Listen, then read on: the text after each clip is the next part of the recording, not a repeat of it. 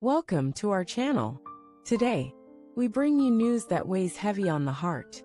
Some truly remarkable people have recently left this world. In this video, we will share their stories, their legacy, their final chapters.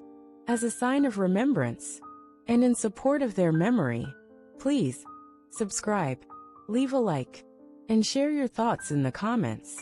Your simple action can help others hear their stories and keep their memory alive. We won't delay any longer. Let's begin this tribute to those we've lost. On April 30th, 2025, in Rochester, New York, the world lost Miriam Eloise Callahan, a trailblazing American journalist, author, and human rights advocate whose voice illuminated some of the darkest corners of modern history. She passed away peacefully in the same neighborhood where, over 5 decades earlier, she had published her first column in a small, underground newsletter fighting for labor rights. Miriam was born on June 2, 1946, in Gary, Indiana, to a steelworker father and a school librarian mother. Her childhood was a study in contradictions, soot-filled skies, but shelves full of poetry. Her parents, staunch believers in civil liberties, encouraged free thinking and political debate at the dinner table. The assassination of Emmett Till occurred when Miriam was just 9, and it marked her deeply. "It was the first time," she later wrote, "that I understood the difference between justice and law." She earned a scholarship to Columbia University, where she majored in political science and minored in philosophy. It was during her junior year that she witnessed the student uprisings of 1968, an experience that transformed her from a scholar into a journalist. Miriam began writing for independent political journals, covering protests, union strikes, and early feminist movements. Her reporting was raw, urgent, and unflinchingly human. In 1972, she joined the editorial board of the New York Ledger, where she spent the next 3 decades carving a space for long-form investigative journalism. Her early exposé on illegal surveillance by private corporations earned her the George Polk Award in 1975 and positioned her as one of the first American women to gain national recognition for investigative reporting. In 1982, Miriam founded Voices Without Borders, a groundbreaking international reporting initiative that trained young journalists in war zones and oppressed regions. The program grew to include contributors from 37 countries and was credited with uncovering numerous human rights abuses that mainstream media had overlooked or ignored. She received the Pulitzer Prize for International Reporting in 1989, after a year-long investigation into systemic abuse in refugee camps along the Myanmar-Bangladesh border. In her acceptance speech, she said, "The pen is only mightier than the sword if someone has the courage to press it into paper soaked in truth."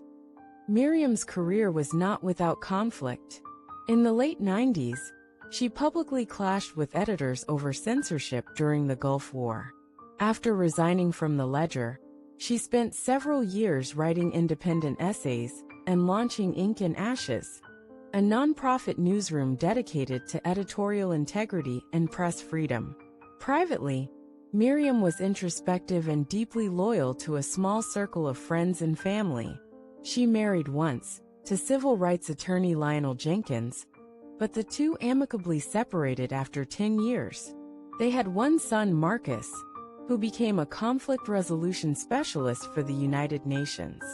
Their relationship was warm, though often tested by distance and her relentless work ethic. At home, Miriam kept a quiet routine: black coffee at sunrise, a stack of handwritten letters always awaiting reply, and a beloved cat named Isolde. She played classical piano poorly but with passion, and kept a framed photograph of James Baldwin on her desk as a spiritual anchor. To her students and mentor, she was more than a teacher, she was a lighthouse. She mentored over 60 investigative journalists, many of whom now lead global newsrooms and advocacy organizations. She was known to say, "Don't look for the story, listen for the silence. Every fact is a muscle. If it doesn't move, it's dead." Write so that the forgotten can find themselves on the page. Despite being diagnosed with Parkinson's disease in 2019, Miriam remained active. She continued to teach remotely, record audio essays, and advise on ethical journalism panels. Her final essay, The Pulse of a Vanishing World, was published just 1 month before her passing and explored the role of journalism in a digitally overwhelmed society. Her last public appearance was at a symposium at Harvard, where she was honored with the Global Freedom of the Press Medal in 2023. She spoke softly, but with force. "We are not here to report what we see. We are here to witness what others hide." She passed away surrounded by books, notes, and letters, many unopened, a testament to a life that never stopped asking questions. Miriam Eloise Callahan left behind not just memories, but an entire era embodied in her writings, ideas, and students. On April 30, 2025, in Atlanta, Georgia, the world bid farewell to Leonard Franklin Hayes, a visionary American playwright, director, and educator, whose words breathed new life into American theater and gave voice to those history had tried to silence.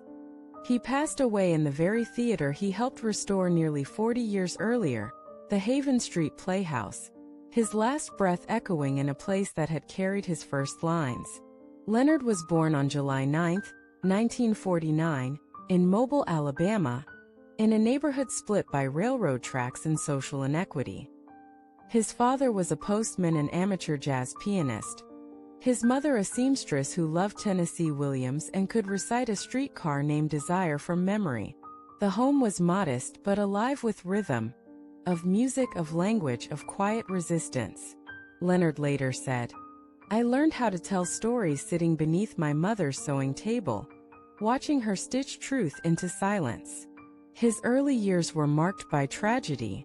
At the age of 11, Leonard lost his younger sister to rheumatic fever, a grief that deepened his understanding of human fragility and later infused his characters with aching vulnerability. By the time he was 16, he had written 2 full-length plays, both rejected by local theaters. He pinned the rejection letters on his bedroom wall as reminders, not of failure, but of beginnings. Leonard earned a scholarship to Howard University, where he studied literature and drama. There, under the mentorship of Dr. Lorraine Hartwell, a fierce Black feminist playwright and educator, Leonard discovered the power of historical narrative in performance. He began weaving African American oral histories into dramatic structures, forming a style both lyrical and piercingly real. His senior thesis, The Price of Mourning, was staged at the Kennedy Center and drew national attention for its portrayal of post-war Southern Black life. In 1978, Leonard moved to Atlanta, where he co-founded the Southern Collective Theater Company, the first Black-led ensemble in the state dedicated to new works. His debut professional play, Salt and Hallelujah, premiered in 1980 and explored the forgotten stories of Black World War I veterans. It earned him the Obie Award for Distinguished Playwriting the following year, marking the first time a playwright outside New York had won the honor. Leonard's impact on American theater was profound. He pioneered a form of narrative layering that allowed characters from different time periods to coexist on stage, confronting each other across generations. His 1994 masterpiece, Iron in the Soil, used this method to tell the story of a Black farming family spanning from Reconstruction to the Reagan era. The play won the Pulitzer Prize for Drama in 1995, and was later included in curricula at over 100 universities. In 2007, he received the National Medal of Arts from the President of the United States for reshaping the American stage with voices long unheard. The award transformed him from a regional icon into a cultural institution. But Leonard's journey was not without difficulty. In the early 90s, he faced heavy criticism for his controversial play Paper Rebellion, which depicted a fictionalized uprising in a segregated school. It was banned in 5 states and led to the withdrawal of public funding for his theater. He responded not with silence, but with creation, writing Whispers of Ash, a quiet, haunting piece about love and resilience in the face of censorship. Privately, Leonard was contemplative, wry, and deeply gentle. He married poet Camille Rhodes in 1982. Their marriage was filled with poetry readings, creative tension, and candlelit arguments about Shakespeare. They separated amicably in 2004 but remained devoted co-parents to their daughter, Elise, now a noted theater critic. At home, Leonard drank strong black tea, collected typewriters, and wrote letters in longhand. He never owned a smartphone. He believed deeply in human presence and insisted on interviewing every new actor in his company personally, not to assess talent, but to understand soul. His teachings influenced hundreds of writers, directors, and actors, many of whom now lead major arts institutions. Through the Hayes Fellowship, established in 2010, underrepresented playwrights from rural communities were offered professional mentorship and publication opportunities. Among his most quoted insights were, "A story is a home, and every audience is someone looking for shelter. You don't write history, you give it a heartbeat. Pain is not the plot. What you do with it, that's the story." In his final years, Leonard was diagnosed with pancreatic cancer. He refused to be defined by the illness, continuing to teach workshops, revise scripts, and host weekly salons in his home until only days before his death. His final public appearance was at a university commencement, where he said, "Your voice is not your gift, your courage is." He passed away in the wings of his beloved theater, as the house lights dimmed for that evening's performance of Salt and Hallelujah. A single spotlight remained on, as if waiting for him to enter once more. Leonard Franklin Hayes left behind not just memories, but an entire era embodied in his writings, ideas, and students. Peter Hayden Dinklage was born on June 11, 1969, in Morristown, New Jersey, United States. He entered the world as the second of 5 children born to John Carl Dinklage, a dedicated physical education teacher at the local middle school, and Diane Dinklage, a passionate special education teacher who worked tirelessly to support children with learning differences. From the moment he opened his bright blue eyes in the modest family home on East Hanover Avenue, Peter was embraced by a household where kindness and perseverance were held in higher regard than physical stature, and where every child, whether tall or small, was encouraged to pursue their dreams with unshakable conviction. His 4 older sisters, Tina, Jill, Nancy, and Amy, rallied around him with protective affection, and his parents showered him with equal measures of love and gentle guidance. Though the family experienced the ordinary strains of working-class life, their home resonated with laughter, imaginative play, and a steadfast belief that each person's unique gifts were to be celebrated, rather than constrained. Long before any curtain rose or camera lens pointed his way, young Peter displayed a spark of creative zeal in the familiar surroundings of his family's living room. Even as a toddler, he delighted in imitating the voices of cartoon characters on the television, and he could be found crouched beside his sisters in the basement, arranging mismatched chairs into a makeshift stage for puppet shows that unfolded with all the drama of a Broadway premiere. At the age of 5, he discovered his first fascination with music when he tapped out simple rhythms on an old drum kit left behind by a neighbor, and his ears perked up at the thumping bass lines of funk records played by visiting cousins. Though his growth was slower than that of other boys his age due to a condition known as achondroplasia, Peter never felt diminished. Instead, he reveled in the expansiveness of his imagination and the way his family's unconditional support made him feel as boundless as any world-traveling adventurer. As he entered elementary school at St. Augustine School in his hometown, teachers quickly recognized Peter's precocious energy and flair for storytelling. He thrived in show-and-tell presentations, regaling classmates with improvised tales of heroic knights and space explorers, complete with witty dialogue and dramatic flourishes. He joined the school choir, where his clear, youthful voice carried over the harmonies, and he volunteered for every classroom skit and holiday pageant. His mother, Diane, often recalled how he would practice lines in the mirror for hours, memorizing poems and perfecting his puppet voices until each phrase felt like second nature. Despite occasional teasing from a few insensitive peers, Peter remained undeterred, buoyed by the knowledge that his family celebrated each creative endeavor, large or small. When he transitioned to Morrisdowns Middle School, Peter continued to channel his energy into the performing arts. He auditioned for the school musical and, to his delight, was cast in a supporting role, which required him to learn both singing and simple choreography. The thrill of standing under a spotlight, even one cobbled together from classroom lamps, galvanized his ambitions. He joined the drama club, where he first encountered the works of classic playwrights, Shakespeare, Chekhov, and Ibsen, studying soliloquies with an intensity that surprised his teachers.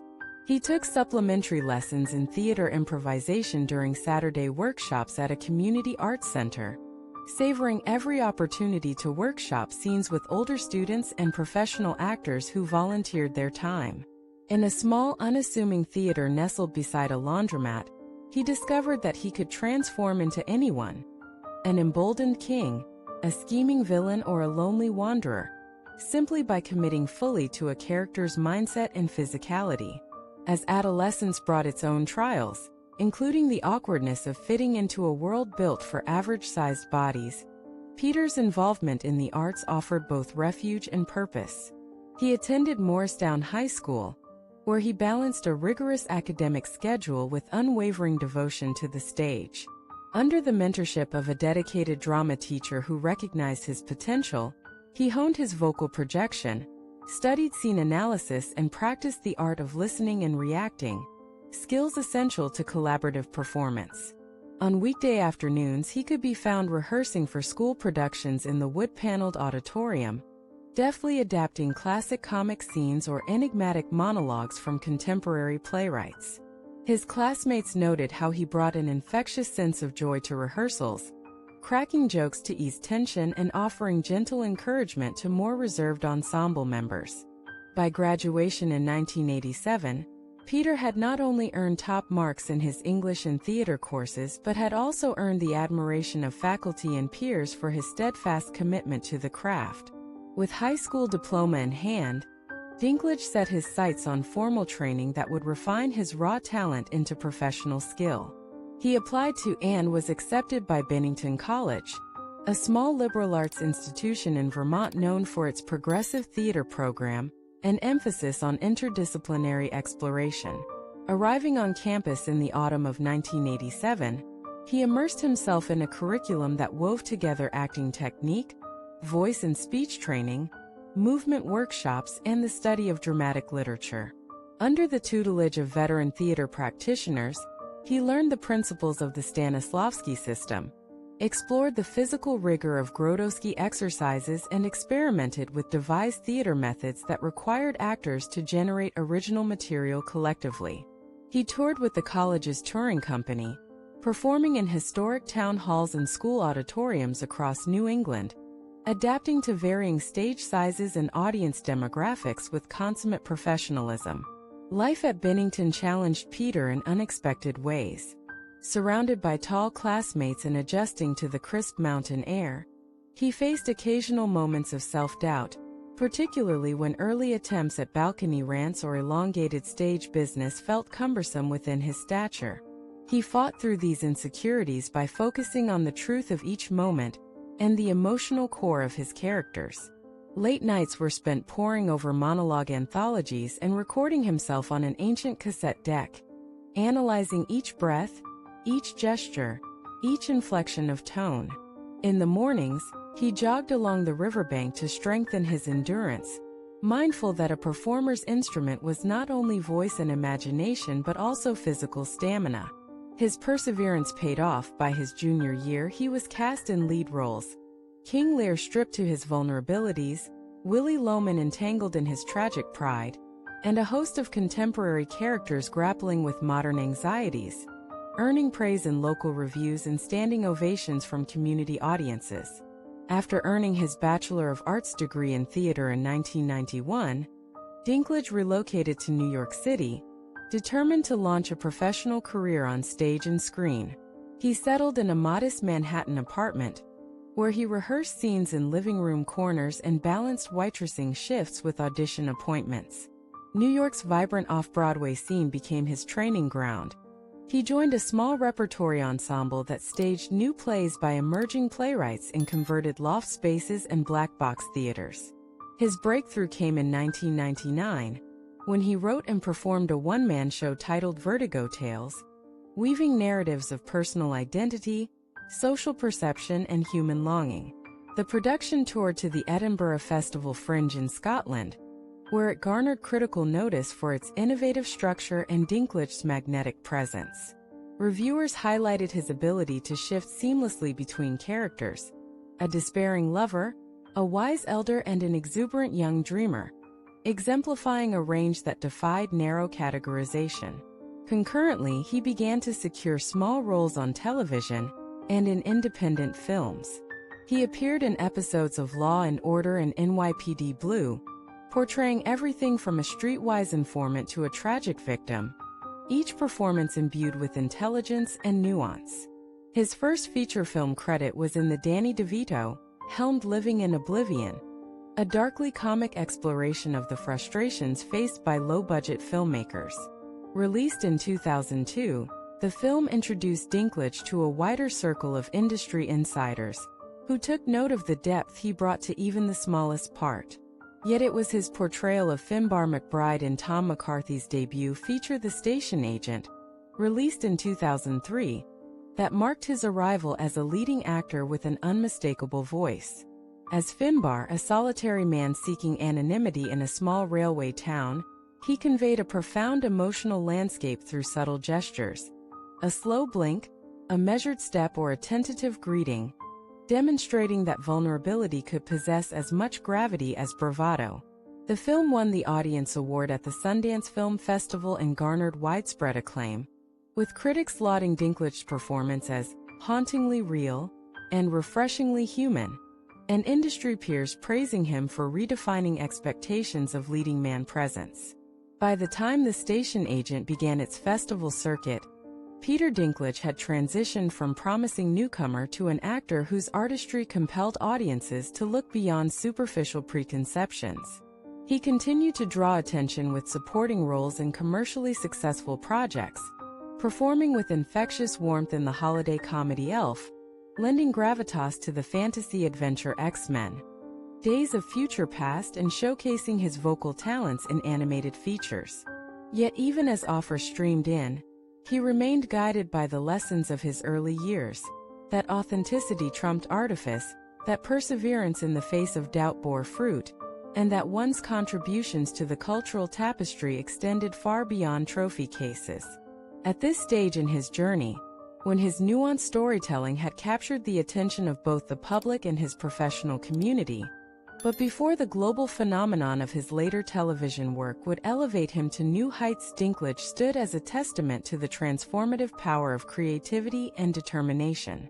His life and achievements had already left an indelible imprint on the world of performance, honoring the belief that true artistry transcends physical limitations and resonates in the shared human experience, ensuring that his contributions would be remembered with admiration and gratitude for generations to come.